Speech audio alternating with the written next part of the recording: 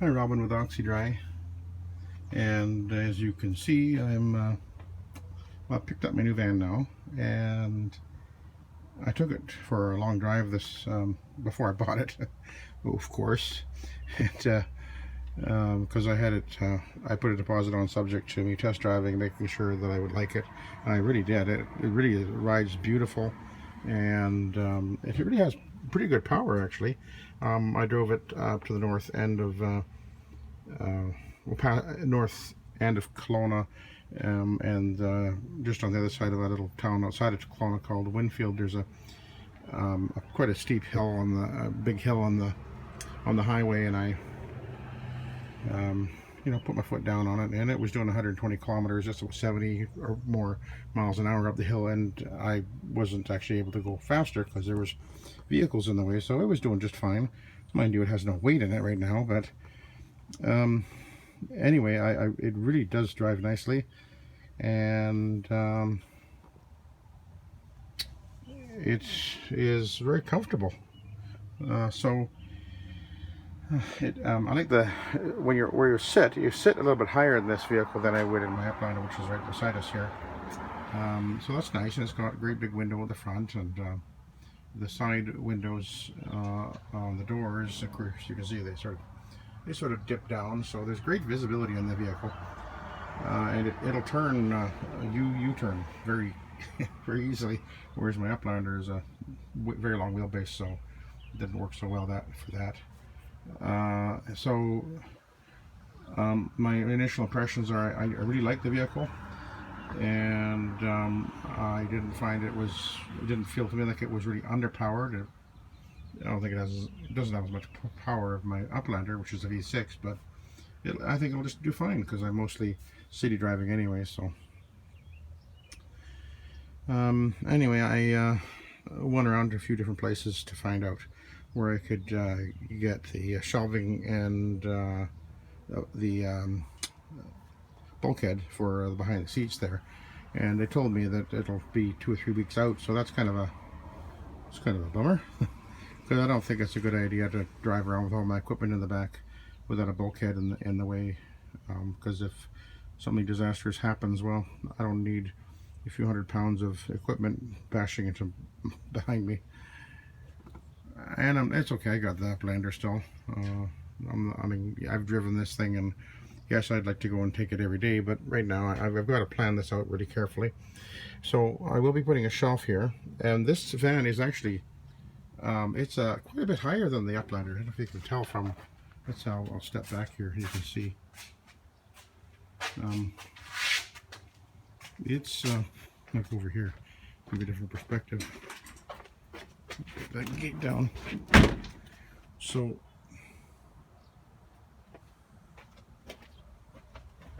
I think it's actually about 10 inches higher, 8 or 10 inches, somewhere around there.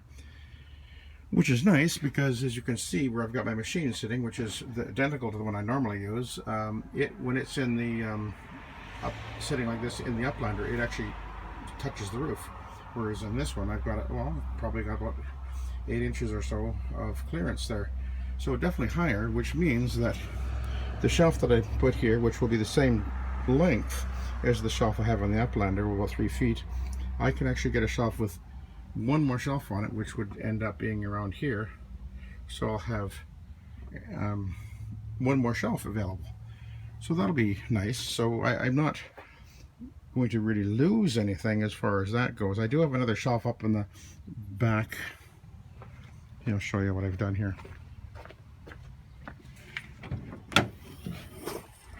Okay, you can't see it from there.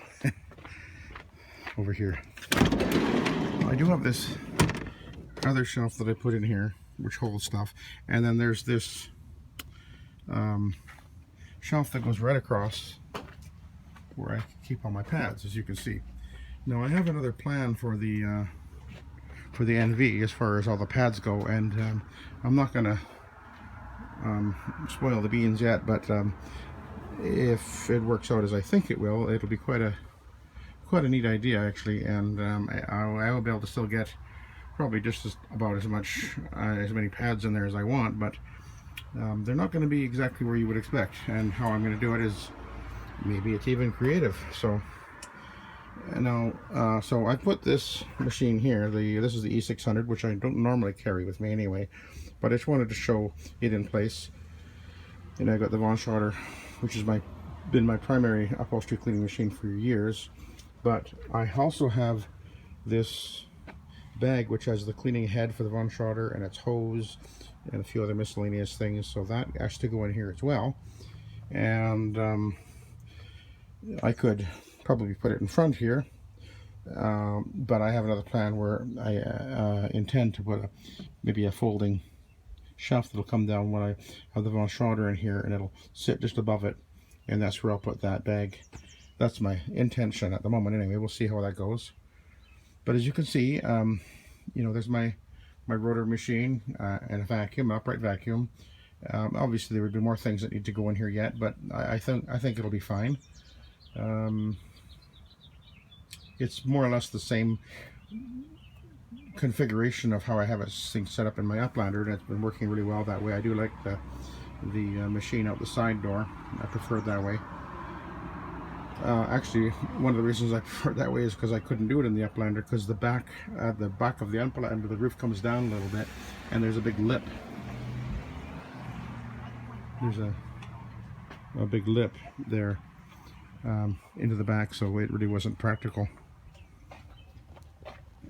But I'll try it. I'll set it up a couple of different ways and see which I think is going to work the best.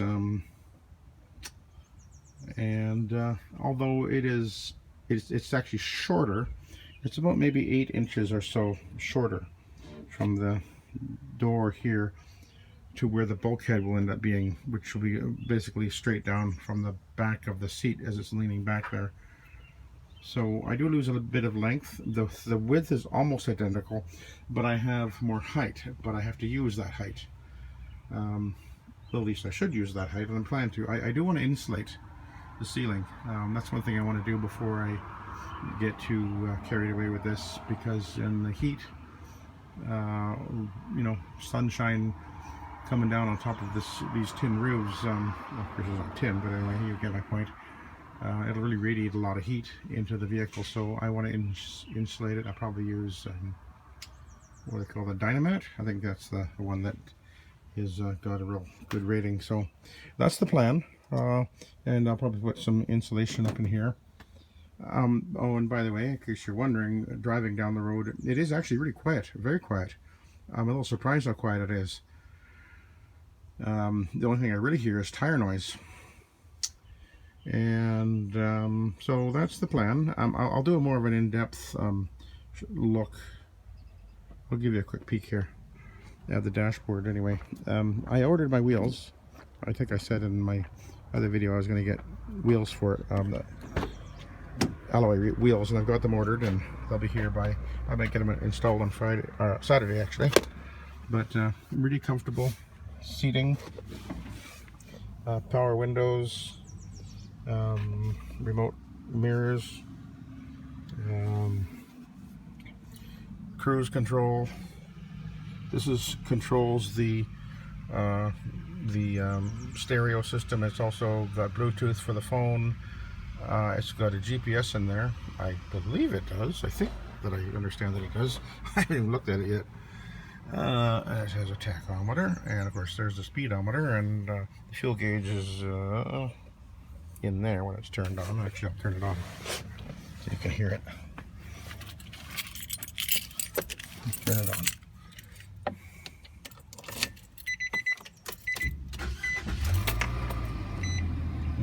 Turn my wipers off. There we go. So, and I do have, I guess I've got a free Sirius radio for, I don't know, maybe for a few months or something like that.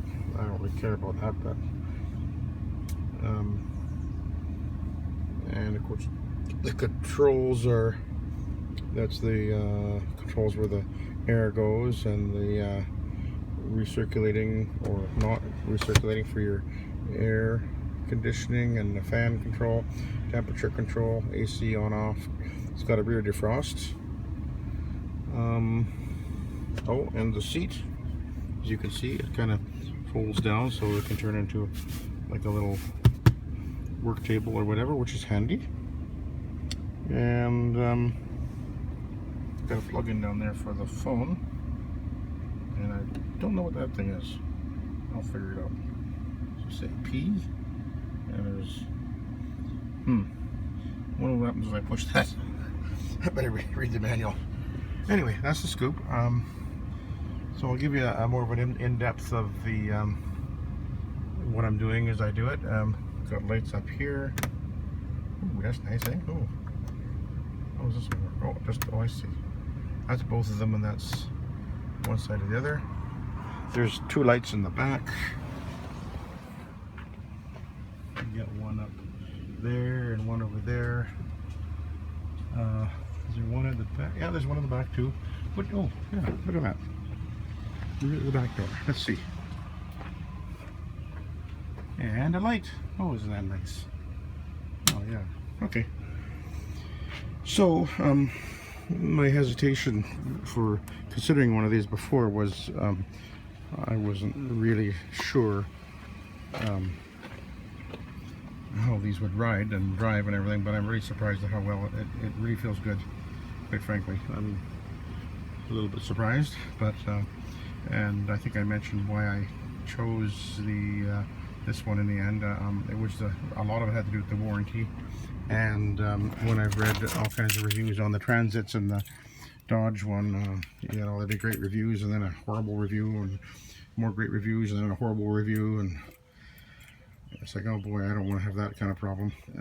And every review I've read on these vans has been almost all favorable, and only the only negative things have been mostly minor. So anyway, that thought I'd give you a chance to look at it, and hopefully I'll be able to get the bulkhead and the shelf in before too long. But again, they said it's only 2 or 3 weeks. Can you believe it? Anyway, all right, I'll let you go. Have a good day.